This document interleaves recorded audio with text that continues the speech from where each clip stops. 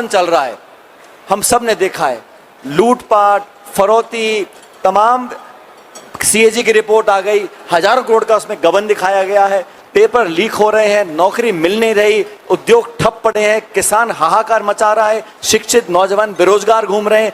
इस व्यवस्था को पलटने के लिए इस यात्रा को निकाला गया है।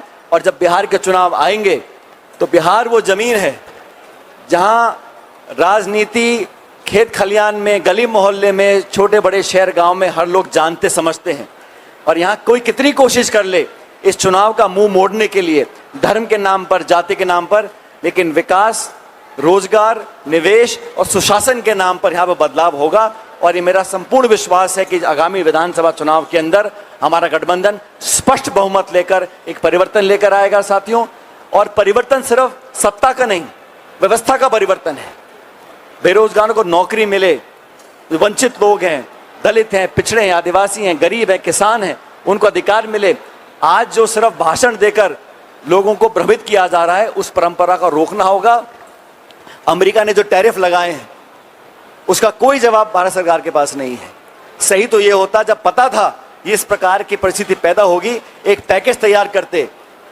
चंद उद्योगपतियों के लिए तो आप लाखों करोड़ के पैकेज देने को तैयार हैं, लेकिन जो लघु उद्योग है, जहाँ लाखों करोड़ों लोग काम करते हैं, हाथ से काम करते हैं, हमारे पिछड़े लोग हैं, कारीगर लोग हैं, एक्सपोर्ट का काम करते हैं, उनके लिए कोई राहत पैकेज नहीं है।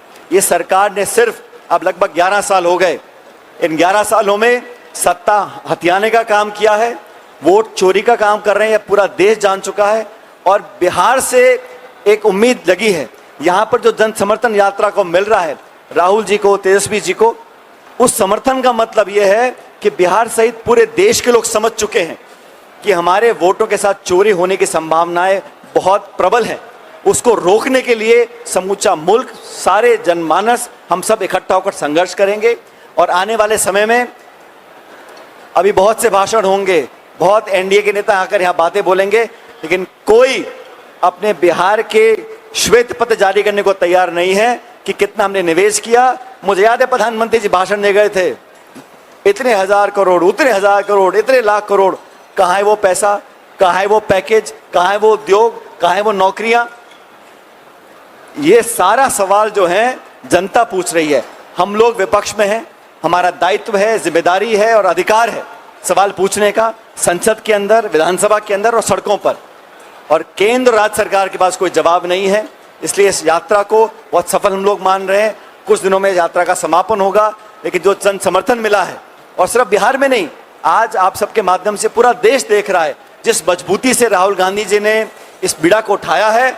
हम सब, पूरा देश उनके साथ है। और अंत में सत्य की जीत होगी, वोटों की चोरी बंद करनी पड़ेगी, निर्वाचन आयोग को जवाब देना पड़ेगा। और हम सवाल पूछते इलेक्शन कमीशन से, जवाब देती है बीजेपी। ये मैंने पहली बार देखा है। इस प्रकार की व्यवस्था लंबी चलने वाली नहीं है।